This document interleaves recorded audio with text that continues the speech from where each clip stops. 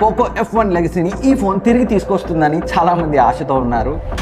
And even though ఇంత slim and స్లీకెస్ట్ phone అయినా కానీ ఫ్లాప్ అయ్యే అవకాశాలే ఈ ఫోన్కి ఎక్కువ ఉన్నాయి.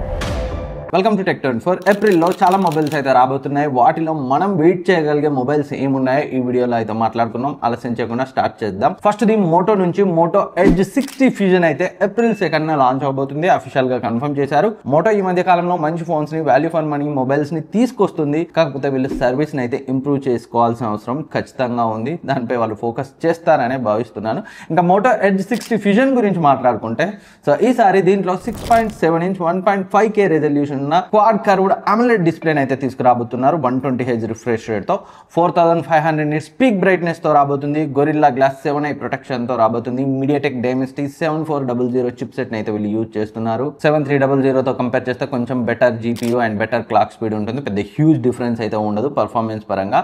115 తో వస్తుంది. 3+4 ఇయర్స్ అప్డేట్ అయితే మనం ఎక్స్పెక్ట్ చేయొచ్చు. Back side 50MP main sensor, Sony లిట్స్ 700C సెన్సార్ అయితే యూజ్ చేయబోతున్నట్టు తెలుస్తుంది. 13MP ultra wide angle lens, front 32MP కెమెరాతో వస్తుంది. 5500 mAh battery, 68 watt fast charging support, IP68 69 రేటింగ్, మిలిటరీ గ్రేడ్ 810 స్టాండర్డ్ సర్టిఫికేషన్ తో వస్తుంది. కాకపోతే సో EFS 2.2 తోటే ఉండే అవకాశాలు అయితే ఉన్నాయి. సో వీళ్ళు మిలిటరీ గ్రేడ్ సర్టిఫికేషన్ తీసేసి EFS 3.1 ఇస్తే బాగుంటుంది.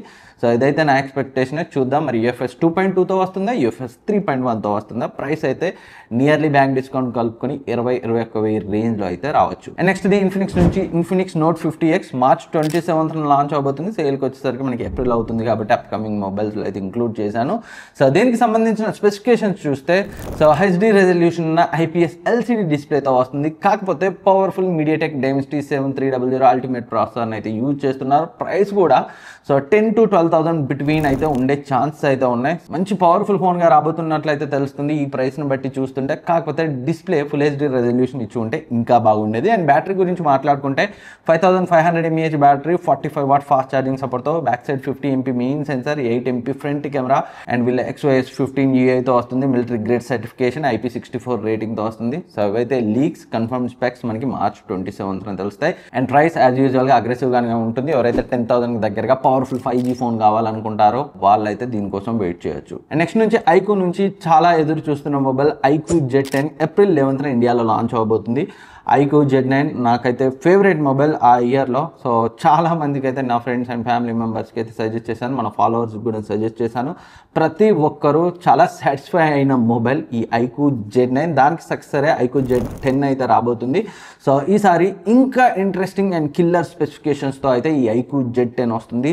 సో 7300 mAh బ్యాటరీ, బిగ్గెస్ట్ బ్యాటరీతో అయితే రాబోతుంది. అండ్ అంతేకాదు క్వాడ్ కర్వ్డ్ AMOLED డిస్ప్లేతో ఈ మొబైల్ అయితే రాబోతుంది. 6.77 ఇంచ్ సైజ్లో ఫుల్ HD ప్లస్ రెజల్యూషన్తో, 120Hz రిఫ్రెష్ రేట్తో and Snapdragon 7S Gen 3 processor, in display finger print scanner and back side dual camera setup, 50MP main sensor, 2 MP useless sensor and front 32 MP camera and 7300 mAh బ్యాటరీని charge చేయడానికి 90 watt fast charging సపోర్ట్తో, Android 15 Fun Touch OS 15తో వస్తుంది. Wi-Fi 6 and Bluetooth 5.4 and 195 gram వెయిట్తో రాబోతున్నట్లు leaks ప్రకారం తెలుస్తుంది. Very soon confirm అవుతుంది. అండ్ ప్రైస్ గురించి మాట్లాడుకుంటే సో ఇంతకు ముందు అయితే మనకి 20,000కి లాంచ్ అయ్యి బ్యాంక్ డిస్కౌంట్తో మనకి 18,000లో వచ్చేది. ఈసారి ఒక 1000-2000 పెంచుతారేమో అని డౌట్గా అనిపిస్తుంది. ఒకవేళ ఎప్పట్లాగే 20,000కి లాంచ్ అయ్యి 18,000లో బ్యాంక్ డిస్కౌంట్తో వస్తే మాత్రం డెఫినెట్గా కిల్లర్ మొబైల్ అవుతుంది. అండ్ నెక్స్ట్ ది సామ్సంగ్ నుంచి సామ్సంగ్ S25 ఎడ్జ్ కూడా రాబోతున్నట్లయితే మనం లీక్స్ కొన్ని నెలలుగా చూస్తున్నాం. సో మోస్ట్లీ ఏప్రిల్లో వచ్చే ఛాన్సెస్ అయితే ఉన్నాయి. ఎగ్జాక్ట్ లాంచ్ డేట్ని అయితే ఇప్పటికైతే రివీల్ అవ్వలేదు. అండ్ థిన్నెస్ట్ స్లీక్ డిజైన్తో లైట్ వెయిట్ ప్రీమియం ఫ్లాగ్షిప్ ఫోన్గా అయితే ఈ సామ్సంగ్ S25 ఎడ్జ్ రాబోతుంది. కాకపోతే సో వీళ్ళు దీంట్లో ఈసారి టెలిఫోటో లెన్స్ని ఇవ్వడం లేదు. స్లీక్ డిజైన్ని దృష్టిలో పెట్టుకొని బ్యాటరీ కెపాసిటీని చాలా తగ్గించారు. 3900 mAh కెపాసిటీతో రాబోతుంది. సిలికాన్ కార్బన్ బ్యాటరీని యూజ్ చేసి ఉంటే బాగుండేది, బట్ అది ఇక్కడ జరగట్లేదు. ఒక డెడికేటెడ్ వీడియో అయితే చేశాను సామ్సంగ్ S25 ఎడ్జ్ పైన. ఒకసారి ఆ వీడియో చూడండి, మీకైతే హెల్ప్ అవుతుంది. సో ఏప్రిల్లో అయితే మనం ఈ మొబైల్ని ఎక్స్పెక్ట్ చేయొచ్చు. అండ్ నెక్స్ట్ వివో నుంచి వివో V50 అయితే ఏప్రిల్లో లాంచ్ అవబోతున్నట్టు తెలుస్తుంది. రీసెంట్గా మన ఛానల్లో రివ్యూ చేశాం కదా, V50 లాగే ఉంటుంది, ప్రాసెసర్ మాత్రం మనకి ఇక్కడ చేంజ్ అవుతుంది. అండ్ V50Eకి సంబంధించి మనకి తెలిసిన స్పెసిఫికేషన్స్ చూస్తే సేమ్ 6.77 ఇంచ్ 1.5K రెజల్యూషన్ ఉన్న క్వాడ్ మైక్రో కర్వ్డ్ AMOLED డిస్ప్లేతో వస్తుంది. 120Hz రిఫ్రెష్ రేట్తో MediaTek Dimensity 7300 ప్రాసెసర్తో వస్తుంది. సో ప్రాసెసర్ పవర్ఫుల్ వాడి ఉంటే బాగుందని మనం అనిపించవచ్చు. బట్ వీళ్ళ V50 దీనికంటే హయ్యర్ వేరియంట్లోనే వీళ్ళు పవర్ఫుల్ ప్రాసెసర్ని వాడలేదు. అలాంటిది ఈ ఈలో మనం అయితే లోవర్ వేరియంట్గా వస్తుంది కాబట్టి బెటర్ ప్రాసెసర్ని అయితే ఎక్స్పెక్ట్ చేయలేము. And 8GB RAM up to 256GB స్టోరేజ్తో వస్తుంది. And back side 50MP main censor, Sony IMX882 censor and 8MP ultra wide angle lens, front 50MP selfie కెమెరాతో వస్తుంది. 5600 mAh battery, 90W wide fast charging సపోర్ట్తో, IP68 69 రేటింగ్తో, fun touch OS 15 115తో వస్తుంది.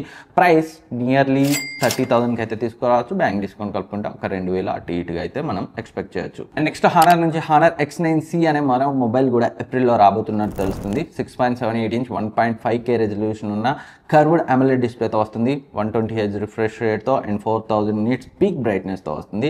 Snapdragon 6 Gen 1 ప్రాసెసర్తో రాబోతున్నట్టు తెలుస్తుంది. Up to 12GB RAM 256GB స్టోరేజ్తో. Back side dual camera setup, దాంట్లో ఒకటి 108MP main sensor, Samsung HM6 sensor and 5MP ultra wide angle lens and front 16 MP selfie కెమెరాతో అయితే రాబోతుంది. 5MP ultra wide, 8MP based రా బాబు అంటే.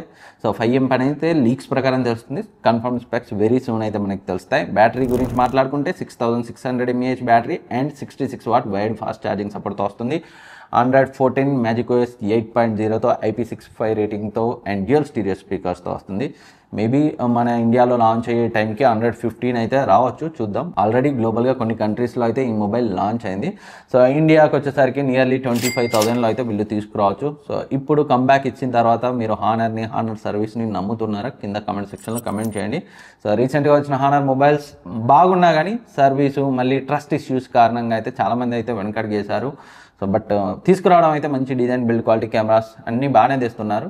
But ఈ service and trust issues వల్ల అయితే వెనుకబడుతున్నారు. చూద్దాం ఈ మొబైల్ ఏం చేస్తుందో. కొంచెం అగ్రెసివ్ ప్రైస్తో తెస్తే జనాలు మళ్ళీ హానర్ మొబైల్స్ని కొనే అవకాశం ఉంది. నెమ్మదిగా సో కంబ్యాక్ అయ్యే ఛాన్సెస్ అయితే వస్తాయి. అండ్ నెక్స్ట్ ఒప్పో నుంచి ఒప్పో K13 కూడా మనం అయితే ఏప్రిల్లో ఎక్స్పెక్ట్ చేయొచ్చు. సో ఆల్మోస్ట్ OnePlus Nord 4 లాగే ఉంటుంది. స్నాప్డ్రాగన్ 7+ Gen 3 ప్రాసెసర్తో వస్తుంది. 6.78 ఇంచ్ AMOLED డిస్ప్లేతో వస్తుంది. 120Hz రిఫ్రెష్ రేట్తో. Back side 50MP main sensor, 8MP ultra wide angle lens, 2 MP useless sensor, front 32MP selfie కెమెరాతో వస్తుంది. 5700 mAh battery, 120W wired fast charging సపోర్ట్తో వస్తుంది. Android 15 కలర్ OS 15తో వస్తుంది. మంచి విషయం ఏంటంటే వీళ్ళు దీన్ని 25,000లో తీసుకురాబోతున్నట్టు లీక్స్ ప్రకారం తెలుస్తుంది. సో చూద్దాం.